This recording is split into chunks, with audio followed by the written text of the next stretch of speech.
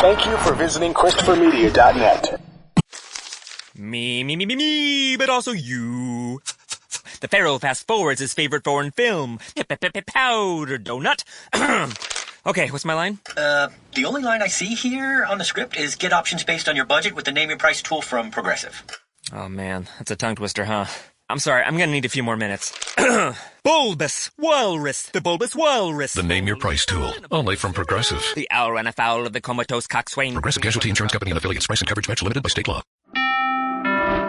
What can give you a competitive edge in today's red-hot housing market? Rocket can. That's because Rocket Mortgage can give you a verified approval. It could help your offer stand out, because when you find the perfect home, you don't want to lose it to anybody else. Rocket Technology provides a rock-solid verification of your income, assets, and credit, giving sellers and their agents greater confidence in you. We've already helped over 1 million clients just like you reach their home financing goals this year alone. So remember this.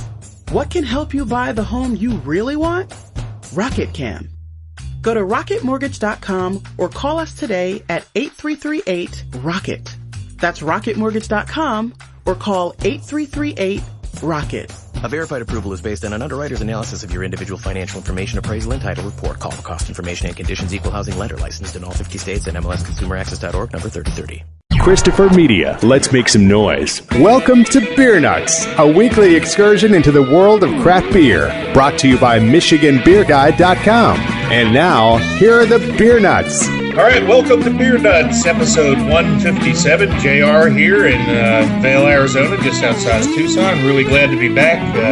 Was all stoked to do last week's barley wine episode, only to have to pay a visit to get some medical attention for some abdominal pain. Turned out to be the worst case scenario, a appendicitis.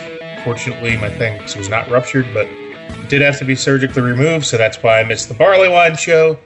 Trust me, I'd much rather drink barley wine with you guys than had my appendix out. But the good news is I'm back, and I haven't had a beer in 2 weeks, but got to start back sometime, and I'm really happy to be here to join other Beer Nuts to go over one of our favorite beer styles, Russian Imperial Stouts. So we got a great show tonight with 4 Beer Nuts. So going to go back to my Untapped. It's been a couple weeks since I visited San Francisco, but my last Untapped check-in was Anchor Brewing Company, Winter Wheat. It's a winter ale. It was delicious, and I had a great tour of the Anchor Brewery. Thank you to Z, our friend who was hosted a Beer Nuts episode a few weeks back. But glad to be back, guys. It was a long week, and I'm healing well, and glad to be back drinking a beer with you guys. So let's turn it over to Doug. Well, hello, everyone. This is Doug out in Clawson, Michigan.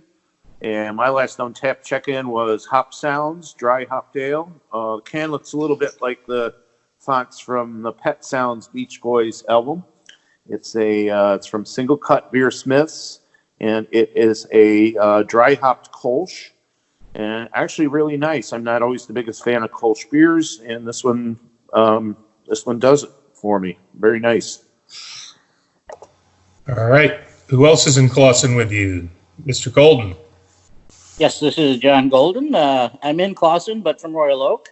And my last Untapped check-in was by the Sheboygan Brewing Company, Sheboygan, Michigan, not Sheboygan, Wisconsin, but it was an Imperial Cinnamon Hefeweizen. It was actually a really good beer. Had some nice cinnamon fainting up. It went really nice with the clove and the bananas. Got it over at the Michigan Beer Growler Company in Beverly Hills. That's Beverly Hills, Michigan, not California. Wow, what an interesting style that is. Imperial Hefeweizen. All right, well, right down the road, back in Michigan, to Dearborn, to Greg. Yes, sir. Good to have you back, John. JR, I should say. Good evening, everybody. Or hello, this is Greg in Dearborn, Michigan, and my last Untapped check-in was from Holmes Brewing out of Ann Arbor. One of their latest releases called Cat Person. which is a double dry hopped IPA with Amarillo, Citra, and a hop I never heard of from New Zealand called the Bruce. Pretty good. Everything from homes usually is. So before we get to reviewing some beers, we want to do what we always do and invite all of our listeners to please crack open a cold one and join us in a beer. Whatever you enjoy drinking is fine with us. We want everyone to know we're not a bunch of pretentious beer snobs. We just want to introduce more good people to more good beer. So I've got a quote of the week here. I'll get right into that, and then I think Dugout's going to start us off with the first beer of the evening. Can't wait to dig into these Russian Imperial Stouts, one of my all-time favorite styles. So our quote of the week is, the lottery gives you a 1 in 200 million chance you won't go to work tomorrow. Alcohol gives you a 1 in 5. Oh! So, with the Super Bowl coming up, I imagine there might be a few people calling out on Monday. We get a rim shot on that one? I don't know if you guys heard this in the news, but there's some movement to actually get the Super Bowl moved to Saturday, so everybody has Sunday to nurse their hangover. But no, that's no fun. Wouldn't be the same. That's sweet. I've also heard there's a movement to actually make the Monday after the Super Bowl a national holiday. Now that's a much better idea. That's a better idea. I agree strongly. Let's start a petition. All right, well, let's get right into things. We're all thirsty, and Dugout is going to introduce us to our first beer. All right. Here I have from North Coast Brewing out of California is Old Rasputin. And anybody who's been around the craft beer scene for any amount of time knows that this is one of the grandfathers of them all, really. Been around for a very, very long time. North Coast puts out some excellent beers, and they're pretty much brewed definitely the style.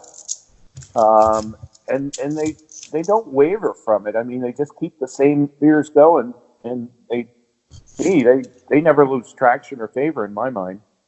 So this is Old Rasputin. It's a Russian Imperial Stout, of course, and from the website, it says produced in the tradition of 18th century English brewers who supplied the court of Russia's Catherine the Great. Old Rasputin seems to develop a cult following wherever it goes. It's rich, intense brew with big, complex flavors and a warming finish. This Old Rasputin brand image is a drawing of Rasputin with a phrase in Russian encircling it: "A sincere friend is not born instantly." So this bad boy pours pretty dark. I mean, you can see a little tiny bit of light through it, but it is definitely it's black. It's got really got excellent carbonation to it. Some great lacing around the sides of the glass. The nose on this is just intense malt. You really get the roast of the malt in here. It's very crisp and clean and almost like a freshly ground coffee. It's that intense. You get a little bit of booziness off the nose. It is pretty hefty at 9%. Not extreme as far as Russian Imperial Stouts go these days, but 9 will get you there. And you got to think back in the days of early craft beer, 9% was really kicking it up there. Let's get this one down the throat. So, as advertised, this is a big beer that's there's just really intense flavors to it, roasted malt, and just a great hop balance in the brew itself. But malt is a star here. Dark roasted malt. It's got a little bit of warming effect, but you don't really taste the ABV in it. I wouldn't call it necessarily, call it a porch bomb or anything, but it goes down really smooth and easily. Just outstanding beer, man. I think John Golden got a sip of this in his glass too. Just give us a little bit of what you think on this one, John. Sure. This is just a nice, really good roasty stout. This is actually one of my my first ever introductions to craft beer, probably 35, 40 years ago. Before anybody heard of craft beer, everybody was just drinking imports. But this was one of the real craft beers, and I kind of hold this up as me. This is the the gold standard of what a Russian Imperial Stout should taste like in the traditional, traditional sense. But just a fantastic beer. I just love this one. I could drink this like all the time. Yeah, and I'll echo John Golden's sentiment too on the beginning days, the early days of my craft brewery in the early '90s. I know I mentioned in the show last week on barley wine. Those were my first barley wines. So where the Bigfoot and the old Foghorn were my first barley wines, and this indeed was my first Russian Imperial Stout, and this would have been right around that same time frame. I just want to say mid-'80s. Mid-'80s for you, yeah. I'd be probably early '90s on this one for me. Well, I can't think of a better beer to start a Russian Imperial Stout episode with, because it is like one of the gold standard for the brewed to style. We'll go into a little bit of variations. Later get some barrel aged ones and maybe some with some adjuncts. But this is when you think of Russian Imperial Stout, Old Rasputin is probably the undisputed king of brewed exactly to style. And I was just in San Francisco when I visited the Anchor Brewery. I was with our buddy Matty that Doug and I worked with back in the day of Newcastle, and he's actually the North Coast rep for the Bay Area. And so shout out to him. I probably, looking back on it, should have just invited him to come on and talk about it. And we'll probably do a North Coast episode if we can get Matty on the show. But just wanted to shout out to him as the rep for this beer. It's a wonderful beer. They also do a barrel-aged version every year that is also wonderful. But this is just perfect to style. So great way to start off the Russian Imperial Stout episode. So before I review my next beer, I want to just do a very quick couple sentences about the style. So I'm going to read this little blurb from Beer Advocate. The Russian Imperial Stout, first brewed in England for Emperor Peter the Great of Russia, are higher in alcohol than traditional English stouts. The best examples are full-bodied, rich and complex, and will often have flavors and aromas of dried fruit, coffee, and dark chocolate. Often dry, flavors of higher alcohol is quite evident. Hop character can vary from none to balanced or aggressive. ABV 8 to 12% range, sometimes higher than that though. IBUs 50 to 90, glassware snifter. So that being said, let's get to the next beer. And right down the road from Dugout and John Golden is the Coonan Brewing Company in Warren. One of my favorite breweries, and when I left Michigan, I had to leave a lot of beer behind, but I can assure you none of my Coonan collection stayed in Michigan. It all came with me, and I'm very fortunate to have one of my favorite beers from Coonan, and that's their Solstice Stout. This is a 2018 vintage. It says Solstice Stout, a special blend of aged ales. This beer, black in color with robust flavors of sweet roasted malt and toffee. Serve at 55 degrees. So I had it refrigerated for a while today, and I took it out about an hour before the show, and it's a perfect temperature. I just poured this a little while ago. I just couldn't resist while I was listening to Dugout introduce his beer, and I was very pleased because when I first started to pour it out, I was worried I didn't get hardly any sound when I popped the cap, but I had at least a 2-finger head, a very healthy head of carbonation, and I still got a thin layer of like cola-looking head on this. So it's aged quite well. It's got coal black, as you would expect from a thick, strong Imperial Stout. That nice brownish beige cola head is lingering. And just I'm going to take a little whiff of this and detect the aroma. It's just a lot of malt. Surprisingly, a little bit of like dark fruit raisin on the aroma too. And maybe a little molasses type of aroma. So let's just go ahead and taste this. Really, really nice dark roasted malt flavor. And after it lingers on the tongue for a little while, I get that dark fruity and toffee finish on it. Take another sip and swill it around my mouth. This is not a thin beer by any stretch of the imagination. It's probably 95% full-bodied. Maybe even 100. It's Not quite a beer you can chew, but it's right there as full-bodied as you would expect. Delicious beer. There's a lot of complexity here. It has age. This is 2018, so I guess it's aged for almost 2 years. I think, maybe 1 year. Dugout, you just went to, I don't know if you went to the Solstice, but you've been to the brewery and had some of this year's Solstice. Can you tell us, did they release the 2018 of this again after just aging it longer, or what can you tell us? No, the new year, the new one's actually listed as 2019. Okay. John Golden and I accidentally cracked the bottle out of your stash, so I got to replace that one yet. That's not an accident. That's all right. Beer is meant to be drank. That's what we both said. No problem. With a Bud Light orange. Yeah, Bud Light seltzers. Well, that's just wrong. It's outstanding. It's sitting in there somewhere around 18%, I think. Oh, wow. I didn't know the ABV. I don't think it has it listed on the bottle. Let me see. I don't see it anywhere, but that's kind of how Coonan is. They leave a mystery to it a little bit, but it's strong. It's full-bodied. It's full-flavored. This is aged for a year, so it's starting to get some of those complex toffee and dark fruit. It's a really I like a lot of Coonan's beer. I love their 4D. I love all their barrel-aged stuff, their barley wine, but this is probably their best beer that is not barrel-aged, I think. It's just wonderfully done. It's a blend of different ales, so it's not just one beer. I don't know what they do or how they do it. Probably don't want to know, but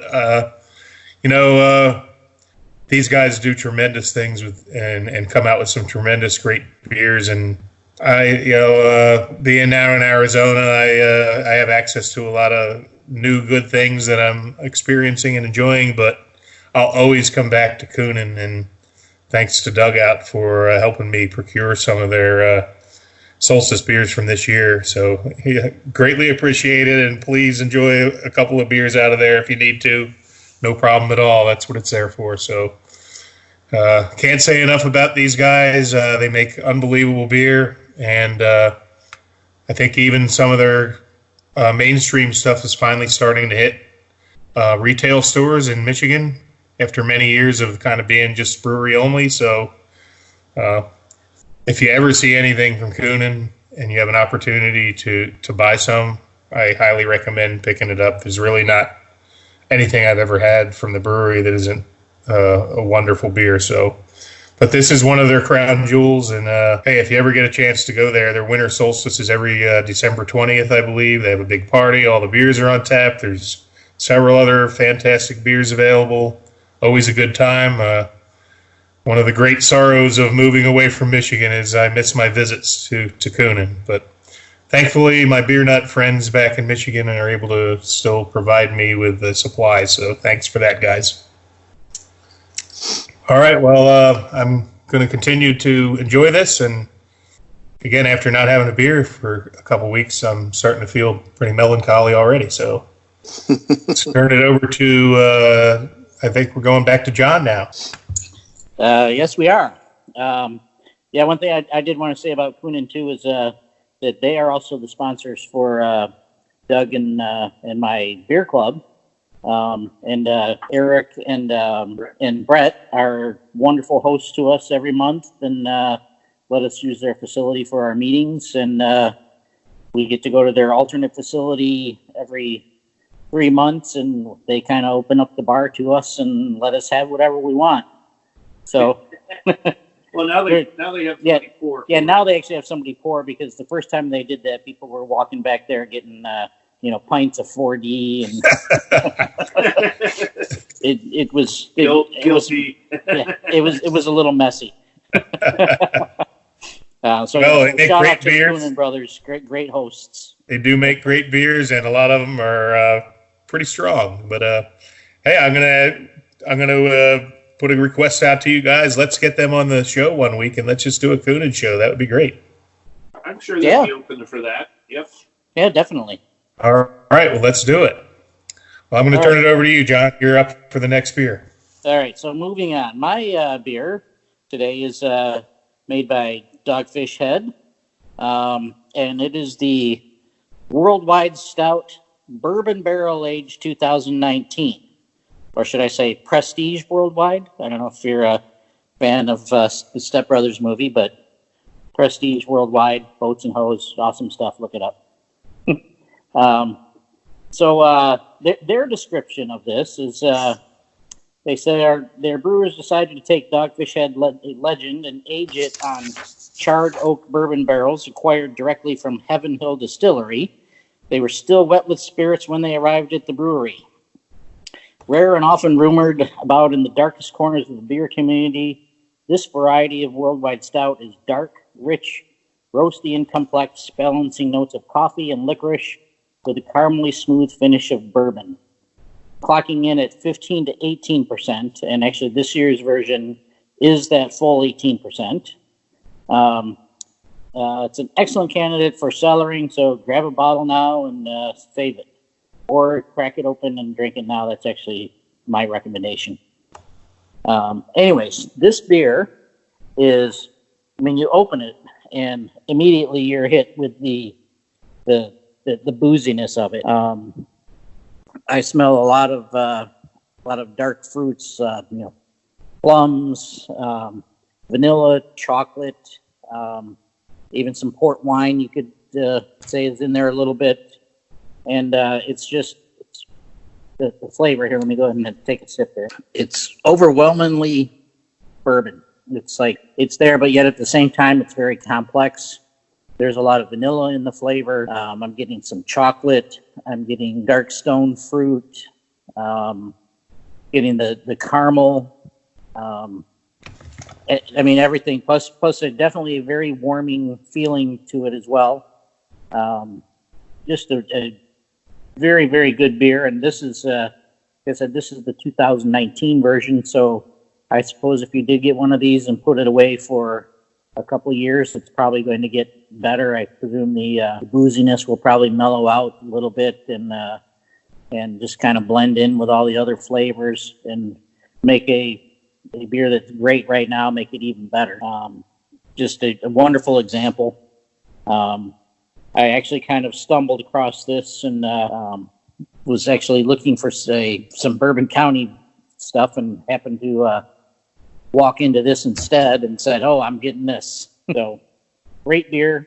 I recommend it very highly. Yeah, it's a great beer. I have a quick story to tell on that. I went to visit a really good friend of mine in Delaware who was unfortunately since passed away, but when I visited him, this was probably 5 years ago, he told me to go to a certain liquor store that he patronized. I was looking to get some good beer, and I went in and they had a sign on the counter, one per person. It was the beer you're drinking, the Dogfish Head. I'm like, oh yeah, give me, actually I think it was limit 2. So I said, yeah, give me 2 of those. So I went back to his house and I didn't really know what it was. I guess I just didn't, I was like kind of excited to be visiting him, and this was like a limited thing. And I'm like, oh, it's a worldwide stout. That's going to be good. I love stouts. Well, I had no idea it was 18%. And not only that, I didn't realize that it's probably something you should age. So I popped one open. It took me at least an hour to drink it. It was like so, it was like that, like just fresh barley flavor that it hadn't matured yet. And it was like choking down a glass of cognac. It was good, but it was, a challenge. So that was my first experience with it. And then the next day I went to the Dogfish Head Brewery, which is within an hour, and they had pallets of it there, $32 a 4-pack. And I'm like, $32 a 4-pack? That's $8 a bottle. But I did buy a 4-pack, and I think I still have one of those beers left. This was like 5 years ago, and it really does age well. It really is strong. It really is good. But I just remember when I first went there, I just had no idea what I was getting into, and I should have never cracked one of those open when it was fresh. It really doesn't do it justice. So it took you an hour to drink a bottle? Are you like an amateur? Yeah. No, it was just, I traveled and I went there and I was like, I'm telling you, if you drink this like fresh from the brewery, it just was released. It really needs some time to age, or it's like, man, it was like it was strong, and it was almost like drinking a glass of spirit. I think I have to agree with you on that. On the original one, the bourbon barrel age to me is much more approachable, which is kind of seems strange, but I think the bourbon barrel takes some of the edge off of this, whereas just the regular one that's not bourbon barrel aged is the regular one. Yeah, that's so boozy. You just got to put it away for a while and let it age out. I was like, holy crap, this is like, it just blew me away. And of course, 18%, after one, I was feeling pretty good. Then I switched to some other stuff, but it was, that was just my first memory of that beer. So, so you're having the barrel aged version, or is this the traditional? This is the barrel aged version. Okay. The one I had was not barrel aged. Yeah, the non-barrel aged version, I had one of those earlier in the year, and to me that one was, overwhelmingly like just very chocolatey, and it's like I wanted to like suck that down like it was like a McDonald's chocolate shake or something, or a Wendy's Frosty. Where this bourbon barrel aged one, it's like this one I'm like, okay, I'm going to take a little more time drinking this one, just because of that. I find so much more warmth in this. Because the regular one was, to me, was just like, it's like, wow, this is delicious. I just have to keep drinking it and keep drinking it. Well, I think the lesson to be learned for me anyway is when you get some of this, especially the non-barrel aged, age it for a couple years before you drink it, because it was really green when I got it, and I was right there at the brewery. It was probably fresh as could be. It probably just came off the line like a week before that, and it was like a punch in the mouth, man. It was like a barley bomb, and I enjoyed after a couple of years of it much greater than I did with that first one. Not to say I still enjoyed it, but it was I gained a new respect for it. So just wanted to share that story. So age these if you get them. ChristopherMedia.net. Me, but also you. The Pharaoh fast forwards his favorite foreign film, Powder Donut. Okay, what's my line? The only line I see here on the script is get options based on your budget with the name your price tool from Progressive. Oh man, that's a tongue twister, huh? I'm sorry, I'm gonna need a few more minutes. Bulbous Walrus, the Bulbous Walrus. The Name Your Price tool, only from Progressive. The owl ran afoul of the comatose coxswain. Progressive Casualty Insurance Company and affiliates. Price and coverage match limited by state law. There's a new Home Depot now open on Maurice Avenue in Maspeth. And as home improvement projects go, this is a big one. Use the product locator on our app for an in-store map to find what you need fast. And check out our new pickup lockers. They make online shopping a breeze. Of course, one thing's not new, our everyday low prices. The Home Depot, now open near Maurice Avenue and Long Island Expressway in Maspeth. And always open at HomeDepot.com. The Home Depot, how doers get more done. There's a new Home Depot now open on Maurice Avenue in Maspeth. And as home improvement projects go, this is a big one. Use the product locator on our app for an in-store map to find what you need fast. And check out our new pickup lockers. They make online shopping a breeze. Of course, one thing's not new, our everyday low prices. The Home Depot, now open near Maurice Avenue and Long Island Expressway in Maspeth. And always open at HomeDepot.com. The Home Depot, how doers get more done. ChristopherMedia.net. All right, I think it's time for Greg. Let's move down to Dearborn. All right, I'm thirsty, boys. All your beers have sounded great, so I can't wait to dive into this one. So, the beer I am bringing to review tonight is from Tombstone Brewing. May sound familiar. I think JR has talked about them once or twice now. So has the brewer. That's true. Very right. And so this is courtesy of JR and also of Pete for muling it back up here to Michigan for us. This is their Russian Imperial Stout aged in vanilla barrels. So I guess these were bourbon barrels that were emptied and then filled with vanilla beans, something like that, so that the bourbon and the vanilla just, counteracted so nicely. And so I guess this is a vanilla bomb from what I've been reading. It sounds delicious. So it pours jet black. Can't see anything through it. There's no discoloration at all. No like a reddish tint on the edge. I mean, it's black as black could be. And the head is a nice mocha color, compact bubbles, maybe a couple little larger little ones, like a little rockiness to it. But she comes in at a 15.7 ABV. This was a 22-ounce bottle. So I guess this was brewed in 2018 and bottled in 2019. So it's got a little bit of age on it. So can't wait to dive in here. First smell, it's that smells like chocolate cake. That's basically what it is. Oh my goodness, you get that rich chocolate and vanilla. Just hits you right in that face. It's intoxicating. I wish you guys were here to enjoy it with me, because this is a big beer for me to be drinking solo, but I'm worthy of the challenge. So first sip. Hey, while you're taking that first sip, I just wanted to point out that when we did the episode on Tombstone, Doug and I had the pleasure of drinking that Grand Cuvée, which was made from 5 different Russian Imperial stouts that they made. Yep, and this is one one of of them. them. Was a vanilla barrel, which sounds like you're drinking that. You're drinking the one ingredient from the 5 that we had. We also had the salt and the bourbon and I forget and maple what and whatever else. Brandy barrel.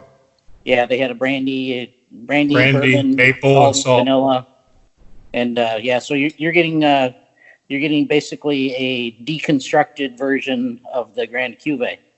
Yep, the Grand Cru. Yep, Grand Cru, right? And I was certainly jealous of that one. So yes. Okay, so a little history on that from our previous episode. There you go. Very good. And I can tell you that out of the 5 that went into that, I went to the release and bought a couple bottles of each, but I got extras of the maple and the vanilla because they're, in my opinion, the 2 best. So when Pete was here, I'm like, I have to send one back up to these guys, and I'm glad you ended up with Greg. So enjoy that. And I do appreciate it, sir. Thank you very much. So first impressions on the taste, much like the first smell that I had there, chocolate cake with vanilla frosting. But you mix in there a little bit of dark fruit, maybe some like toffee. Just really a rich beer, super smooth, 15.7. I mean, I don't know how these guys do it. I know they're not going to give away their secrets, but it's super smooth drinker, fantastic beer.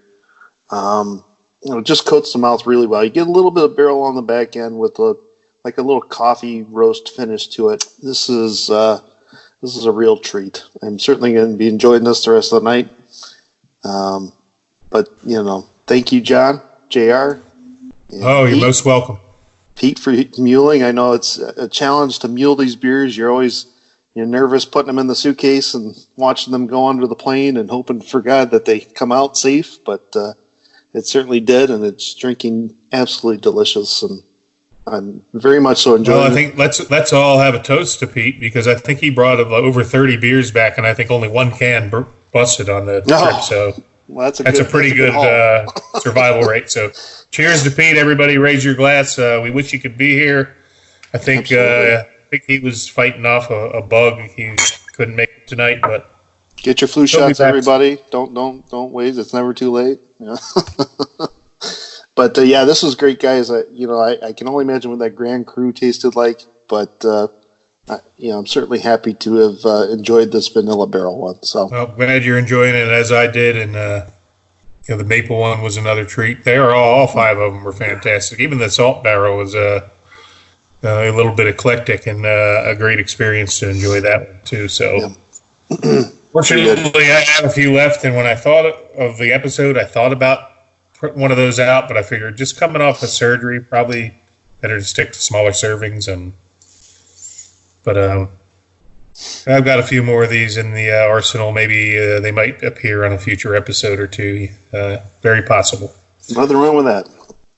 So we're to the point of the show. Everybody's had a beer. Let's throw it out there for Hipster Tipster News. I think John Golden has a little news from the Detroit area to share with us. Yes, I do. Actually, I'm sure everybody's probably heard about the Founders Detroit Tap Room that had a bit of a let's say, incident or scandal or whatever you'd like to call it. Hiccup.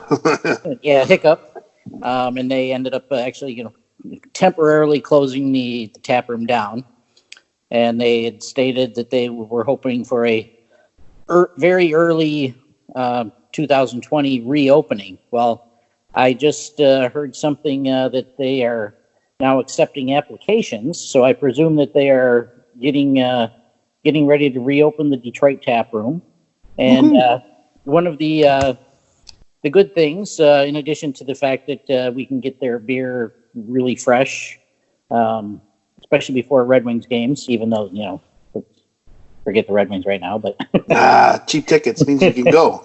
Yeah, cheap tickets. But one really good thing, and kudos to Founders for this, is that I guess for at least the first year, I've heard that they are going to donate all profits from the Detroit tap room to Detroit area charities, and help to improve some neighborhoods and do some good things for the city of Detroit. And apparently, it sounds like they've learned a lesson from their previous blunder, and hopefully, they said we can get back to some good beer before Wings games and Pistons too, if you want to watch the Pistons. Actually, believe I read today that they have committed to donating all profits from the tap room through at least 2022. Oh wow, so, that's pretty good. Say what you will. I don't want to get into the particulars. There was a lawsuit and there was some racial stuff. But I'm glad that they're moving forward and they're trying to make things right. And, they are. The other thing I read in the article today was that they are going to be hiring some, previously incarcerated people that are looking for, a second chance at life and employment opportunity. So good for them to try to give back to the community and get back in good graces with their customers. I know some people are easier than others to forgive and forget, and I'm sure there are some people that will, resist. But I think the most people love their beers and realize that we all make mistakes, and they're trying to get better from it and become a better organization, and they're taking steps to be more diverse and celebrate being part of the revitalization of Detroit. So it's a good thing what they're doing, and hopefully the tap room will reopen. And I know I had some great times there when I lived there. I was one of the original members when they first opened, Mug Club member, and then I gave my membership up because I knew I was going to be moving away. But always a great time when I went there. I enjoyed some of the, experimental beers that were available there. And it was always a great time to go there. It was a great place to congregate. And many times I'd roll in there and meet people that, that I knew from different beer circles. And hopefully we can get back to where we were and move on from, the transgressions that have occurred. And I think it's all positive. So great that you brought that up, John. Thanks for bringing that into the fold here. I don't know if there's any other beer news that we have to share. Anybody have anything at all? I do have one more thing to add to the Founders thing, is that apparently if they are going about hiring formerly incarcerated people, I think everybody on the Beer Nuts team is now eligible to submit an application. Speak for yourself, buddy. I'm record clean here, buddy.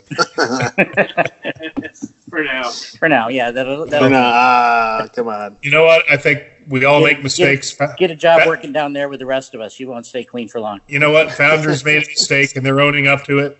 And hopefully they'll find some people that made a mistake that want to make a better life for themselves. And it's a win-win. So let's look forward to the reopening of the Detroit tap room with a diverse and staff and maybe a more diversity-conscious company that will be managing it. So we all love their beers, and let's embrace their comeback. Yep.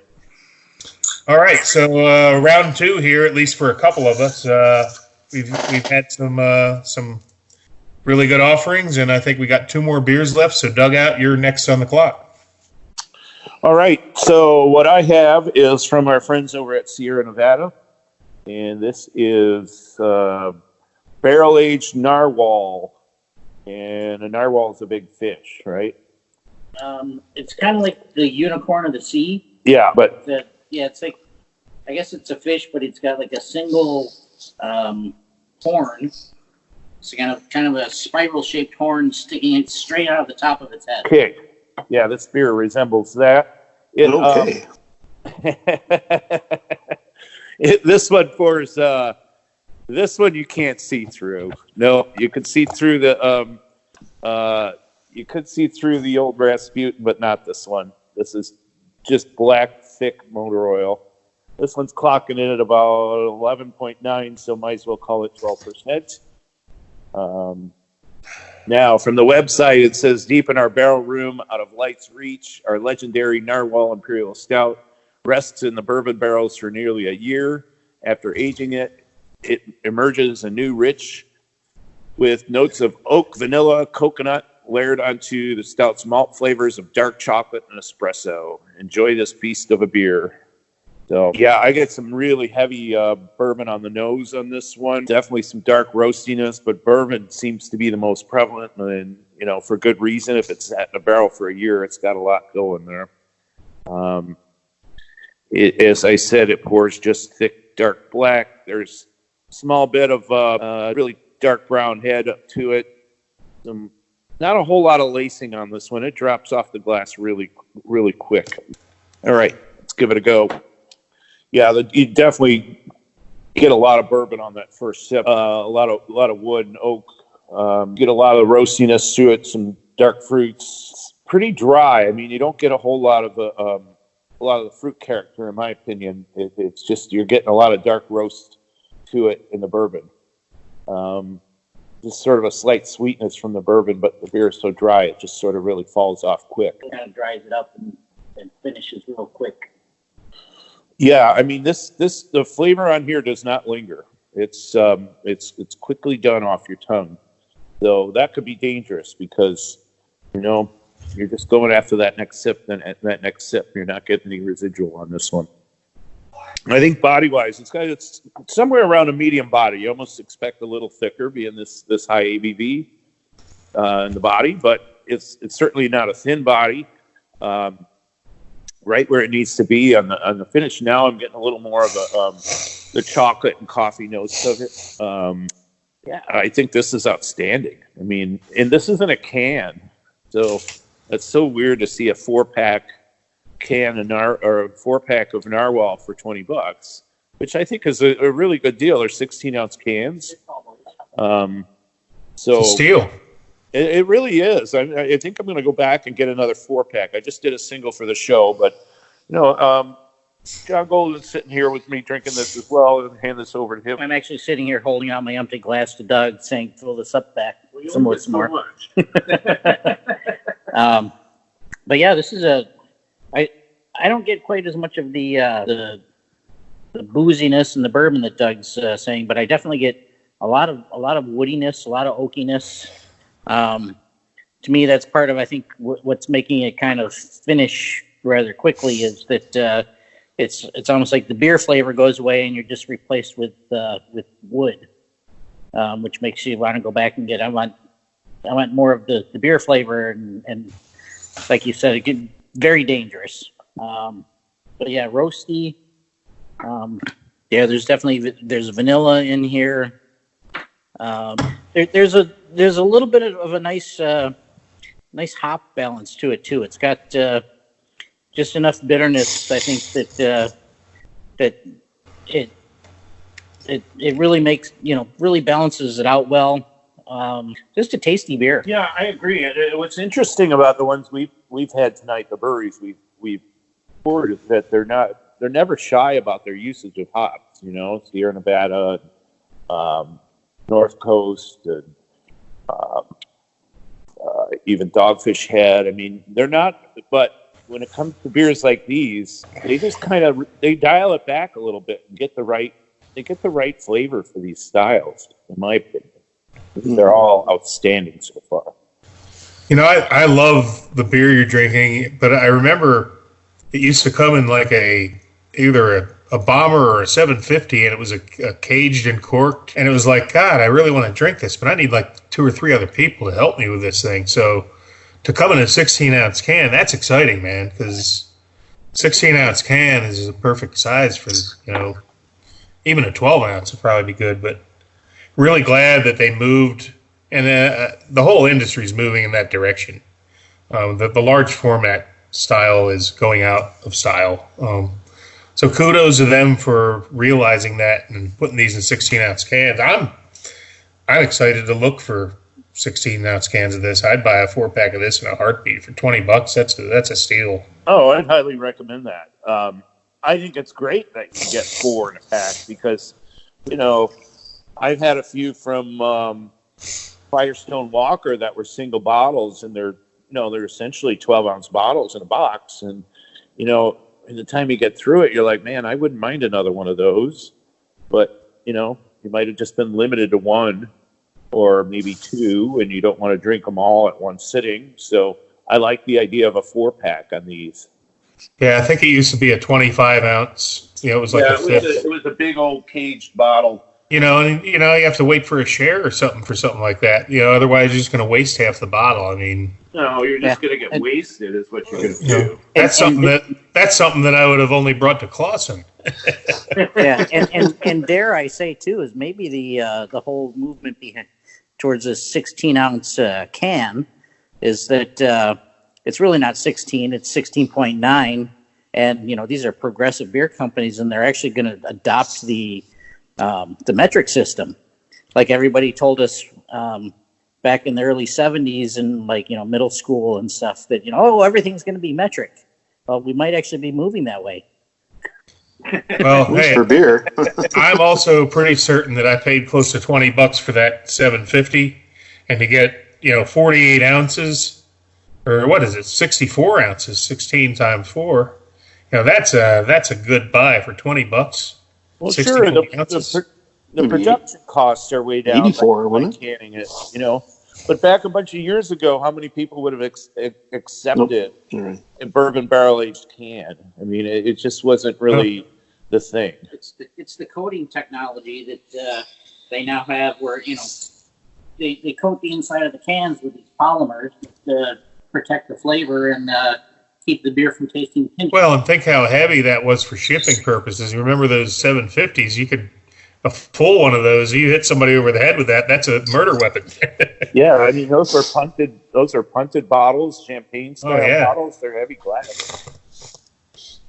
So the shipping cost goes way down. That's a win-win for everybody. So great job, Sierra Nevada, for innovating and going with the times. I'm all about cans all day long. It's a superior vessel to protect the quality of the beer too. No light can possibly penetrate metal. ChristopherMedia.net. There's a new Home Depot now open on Maurice Avenue in Masspeth. And as home improvement projects go, this is a big one.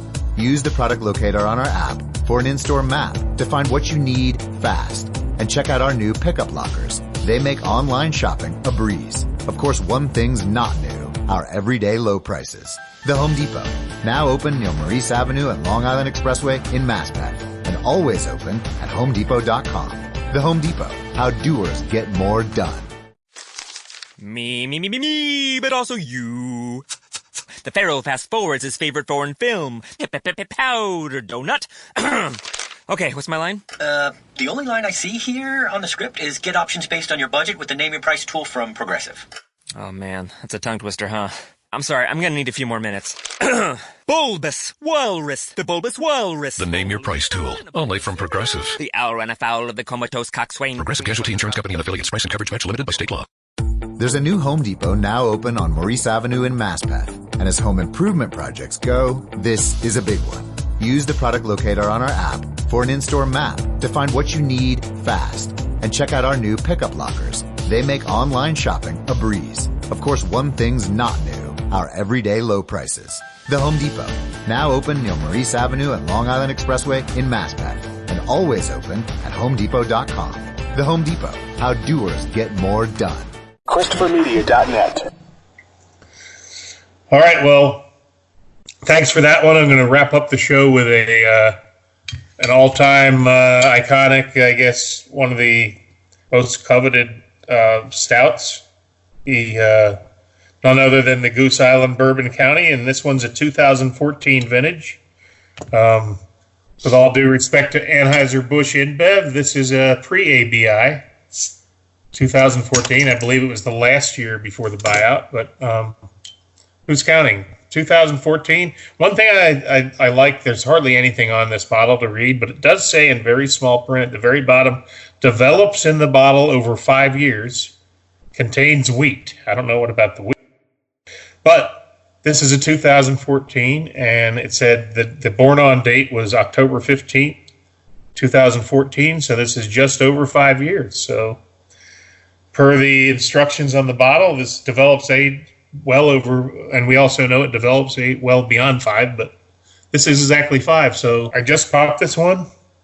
It was a long journey on that Solstice Stout. I did finally finish it about 5 minutes ago, so this is perfect timing. So I'm now pouring my 2014 vintage Bourbon County Stout. This is not a variant. This is just the good old barrel-aged stout. Oh, my gosh. It's okay, so the head on this is much thinner than the last beer I had from Coonan, probably because of the age. But there is a nice ring of cola brown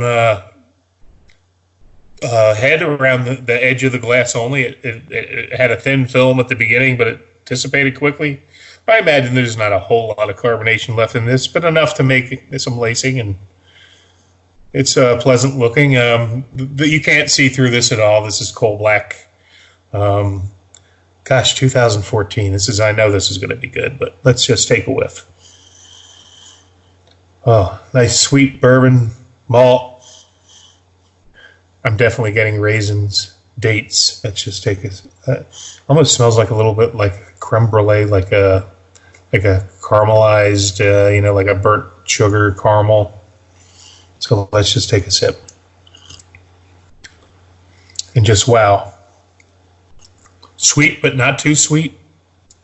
Full-bodied, but not too full-bodied. Loaded with flavor. Sweet, but not cloying. Bourbon present, but not overbearing. Caramel, toffee, vanilla, oak, and bourbon. I mean, those are the things that I'm immediately experiencing. Chocolate, outstanding. There's probably nobody more than Doug that knows.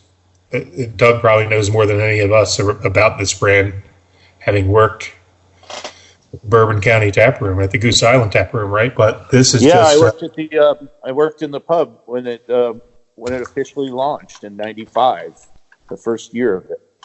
But you know what? Just God, I know now that the brand's been the Goose Island's been bought out by Anheuser-Busch InBev. There are some people that aren't as keen on it as they once were, but make no mistake, every Black Friday I am out looking for these products from Goose Island. The Bourbon County Stout line continues to be a favorite of craft beer hounds, even despite the ownership. Some people have issues with ownership. Some people don't care as long as the beer's good. I used to tell people back in the day that I considered kind of ABI a enemy of craft beer, but when it comes to Bourbon County, all bets are off. I'm looking for it, and that's kind of where I'm at now. I'm maybe warmed up a little bit more to Bourbon County than I used to be, but it's just one beer that every year I'm looking for it on Black Friday, and I went out this year and had a pretty good hunt. It's the adult Easter egg hunt. But 2014, I was back in Michigan, so I probably got this at Discount Drinks in Wyandotte. So thank you, Pat Hand, for that.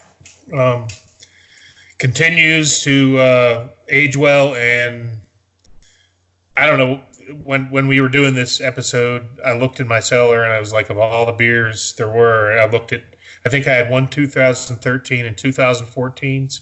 So I'm like, I really didn't want to let go of that oldest one. I think I drank a 2012 about 6 months ago. But, God, this is just, it's world class. It really is. I mean, and I don't know what else I can say about it. I'd like to open it up because I know the rest of you guys know how good this stuff is. It's It's phenomenal. The flavors just coming out in this, with every sip are, just complex, and toffee, vanilla, oak, plums, raisins, dates, just phenomenal. And this is a beer that long after we go off the air here recording, I'm going to make this one last for probably in the next half hour at least. So comments, anybody on Bourbon County in general? Yeah, I have no problem with getting Bourbon County. I mean, I've gotten the Malt Sherry, and then for this year, and was it the Cafe Deola? And so I have no problem with it. I'd probably take exception for maybe like when they invade into like the Red Wing Circle or something like that, and they have like a craft beer, they call it area, but for the most part, I really don't care, and I'll buy it if I can, or trade for it if I can. But I think that's about the only one I really will search out, honestly. So I would agree. I mean, I get it. Anheuser-Busch InBev, they've bought a lot of craft breweries, and they've taken some brands and left them alone, and taken other brands and manipulated them. Some view them as an enemy to craft beer, and there's some validity to that. But when it comes to the quality of the product, I've always been able to turn my, look the other way when it came to Bourbon County, because it seems like it's still a quality product, and it's still something that I'll feel like I'm missing out, the FOMO effect. And honestly, this year's 2019 regular Bourbon County might be the best in many years. Right. So Doug and I are drinking that one right now. And one thing I want to say is that it's one of those beers, you drink it, and you kind of go like, ugh. You can just feel the booze just like coursing through your veins. Yep. But one thing I want to say about like the InBev and I think they left Bourbon County alone, but I think they've ruined Goose Island. I think they recognize the fact that Bourbon County is something unique and special, and that has a very very good following, whereas the Goose Island brand itself, I think their whole goal with that is make it cheaper and get it on tap in every pub and every bar they can. In every stadium. Every airport, every stadium. I don't know, every stadium, it's still $12, $13 for a 16-ounce can. It's like, is it really cheaper or more affordable? Well, I think they've taken some of their beers and just turned them into utterly undrinkable swill, in my opinion. The IPA 312 IPA, just shudderable beers. I mean, you just don't. There's no redeeming quality in any of those, in my opinion. I think that I think part of this was Goose Island making missteps before the full buyout, but Budweiser was behind them before the buyout. They had a piece of them. They just slowly sold their soul to Satan, in my opinion. The biggest mistake, and I think they did, was when they had a flagship beer called Honker's Ale, which I thought was really great English beer, solid. And they just tossed it to the side for this 312 Urban Wheat, flash in the pan. It sold some units for a lot of time, but now it's not even a blip on the map. I don't even know if they make it anymore. Do they? They do. They do. But they still do Sophie and Matilda? They do. They actually introduced a new, and I don't know the name associated with it, but they have apparently a new beer in that Sophie Matilda line. It's a Belgian style beer, but like I said, I don't know the name of it. But I even have issues with the Sophie and Matilda. I think they were losing their way when those became kind of they're okay for Belgian style beers, but they're not good Belgian beers. They're good American Belgians. you're not going to, and the price points were high, so you're not going to just really make a name for yourself, or you know, if you're not selling lots of units of this stuff, and then you've replaced your flagship beer with a flash in the pan that's only sold in the summertime, what are you going to do the rest of the year? I mean, they just took such a dive that, you know, the buyout was inevitable. Bourbon County was always there. Greg, I agree with you on that Cafe de Ola this year. I thought that was outstanding. Yeah, I'm still waiting on. I have the bottle still waiting to pop though. I've only done the Malt Sherry, but I saw that you reviewed that. I can't wait. Malt Sherry, I could care less for. I thought it was flat, and I didn't think that the cherries came through in any way other than almost like a cheap cherry cordial booze, or just a tart dark fruit to me. Really, that's all. Yeah, I couldn't. I just felt used for the $25 I paid for that stinking bottle. Holy smokes! Well, that's what remember beer nuts. Right? We're They're not probably pretentious. even more in Michigan. They were probably $28. Yeah, no, that sounds about right. What I traded for it. So, yeah. You know, there's always going to be hits and misses. I do agree that the 312 is virtually undrinkable. I can't. I won't ever order one. And I think one of the bad business practices that AB does is they reward customers that sell a lot of 312 with a larger allocation of this stuff, where good beer stores have more discerning palates, and they're probably not going to be gravitating to that. So I don't know how you get around that. I get it. You're trying to reward, you know, accounts that sell a lot of your product, but hey, it is what it is. It is what it is, right? We're not pretentious. We're not going to try to persuade anybody for not buying them, but nope. Drink what you like and like if what you you want to drink. drink a wheat beer, I know it's only seasonal, but get yourself an Oberon. It's, you know, far superior than a 312. Another 2 months, that'll be out. Yeah, I mean, you don't want to drink Oberon in the winter anyways. It's just not the right beer. That's when you want to be drinking something good and chewy. Third Coast. Yeah, drink your Third Coast in the winter. Oh, hell yeah. And your Expedition Stout, you know, Larry Bell makes some great beers, and I'd take an Oberon. I'd take a half an Oberon over a full 312 any day. I'll take a Griffin Claw Mr. Blue Sky, which is a grapefruit wheat.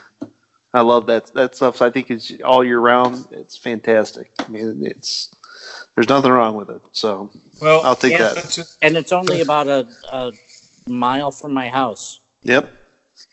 Yeah, I love that place.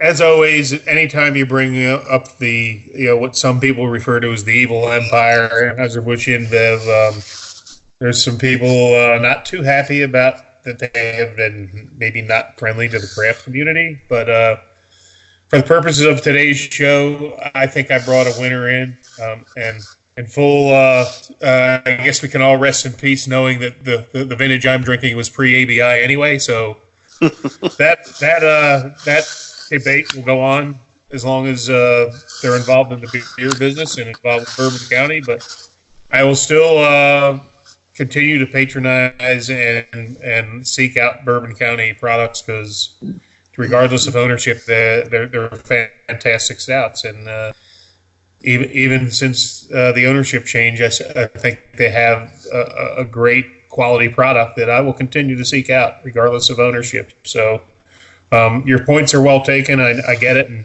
that we could do probably a whole show on this, but it would probably be like a Democrat-Republican thing, and we're not going there. So I'm just going to raise my glass of Bourbon County and tell everybody, hey, enjoy your Bourbon County, especially this pre-ABI 2014 wonderful vintage.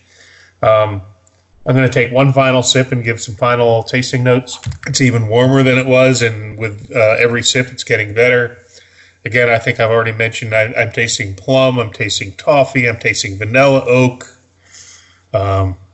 raisins, dates. It's just an amazing beverage. It really is. It's one of my favorite beers, and I'm glad that this is the way we're wrapping up the show, and all great points to bring up in that ongoing debate. it's they're all good points. I mean, nobody's right or wrong. It's we all have good concerns about what happened with Goose Island, and especially for Dugout, who was there in the early days before Anheuser-Busch was involved with these guys. But these guys blazed the trail for bourbon barrel aged stouts, and they're still one of the kings of it, regardless of ownership. So I don't know, Doug, if you have any other comments on. I know that we've talked about it on the show before, but I love that you have the experience of the early days before any of the meddling. And gosh, what a great product this is, man, and what a great beer it is. And kudos to the early guys that put this on the map. And Doug, you probably know these guys more than I do, but man, they really blazed the trail for something special. Well, yeah, we've sort of talked it out quite a bit on the show. I mean, there's several people that are in other places now that are doing outstanding bourbon barrel aging programs, and one that comes to mind is one we reviewed last week, which was Revolution with Straight Jacket. That barley wine was just off the charts, incredible. Oh man, that is good. The overall score on that beer for me was one of the highest ones I've had in a long time. But also in Firestone Walker and several other places that the list can go on and on. I saw some sort of a flow chart once of brewers that had been through Goose Island and where they were now, and I'd love to find that. It's so interesting to look at, to see how many are so far and wide across the country and making huge differences in the craft beer community.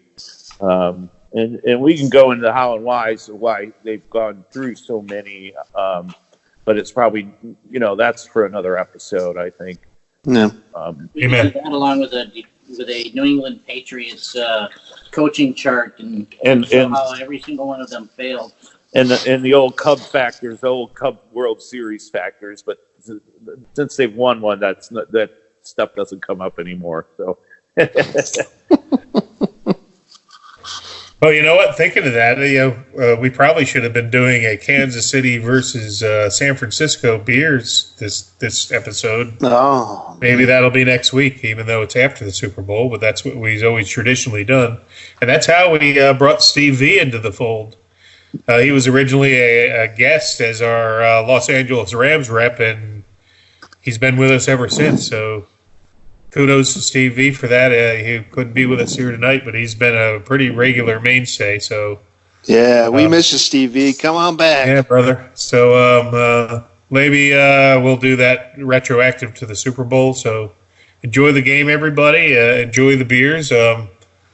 Anybody have any final comments? It was an interesting dialogue at the end. I know Bourbon County and ABI brings up a little bit of controversy, and it's good that we kind of brought some things out into the open and discussed some of the issues. I know when I taught my class at Schoolcraft College, this was a big, I used to have a discussion board, and I'm like, there's no right or wrong here. If you love the beer, who cares who owns it? Or you're dead to me because you're mean to craft beer, or I'll drink what I like. And my point was always like, well, I'm kind of pissed off at ABI, but I can't turn my back on Bourbon County. It's that good. That was always my take on it. So, if something's good, people are going to buy it. And this is one of the beers I still look for, but you won't find me ordering a 312 ever again, probably. So that's where my point's at it. Sounds like a good ending note. Yep. So thanks everybody for listening. Wish Christopher was here to tell us all the platforms we're on, but we're on Spotify, we're on Spreaker, we're on, I don't know, I guess what used to be iTunes is now Apple Music. And you just when all else fails, just go to ChristopherMedia.net and hit the Beer Nuts link, and you can download all our episodes and listen to them. Great being back after a little hiatus here, and everybody ready for Mexico City? Let's do it. So, coronavirus notwithstanding, as they say in old Mexico City, AMF. ChristopherMedia.net. There's a new Home Depot now open on Maurice Avenue in Maspeth, and as home improvement projects go, this is a big one. Use the product locator on our app for an in-store map to find what you need fast. And check out our new pickup lockers. They make online shopping a breeze. Of course, one thing's not new, our everyday low prices. The Home Depot, now open near Maurice Avenue and Long Island Expressway in Maspeth, and always open at HomeDepot.com. The Home Depot, how doers get more done. There's a new Home Depot now open on Maurice Avenue in Maspeth, and as home improvement projects go, this is a big one. Use the product locator on our app for an in-store map to find what you need fast. And check out our new pickup lockers. They make online shopping a breeze. Of course, one thing's not new, our everyday low prices. The Home Depot, now open near Maurice Avenue and Long Island Expressway in Maspeth, and always open at HomeDepot.com. The Home Depot, how doers get more done. ChristopherMedia.net. If you like this show, please tell a friend. Please make sure to rate and comment on all your favorite Christopher Media shows. Please follow us on Twitter and like and share us on Facebook. You can subscribe to all ChristopherMedia.net shows for free on ChristopherMedia.net. Thank you for listening, and thank you for visiting ChristopherMedia.net. Thank you for visiting ChristopherMedia.net.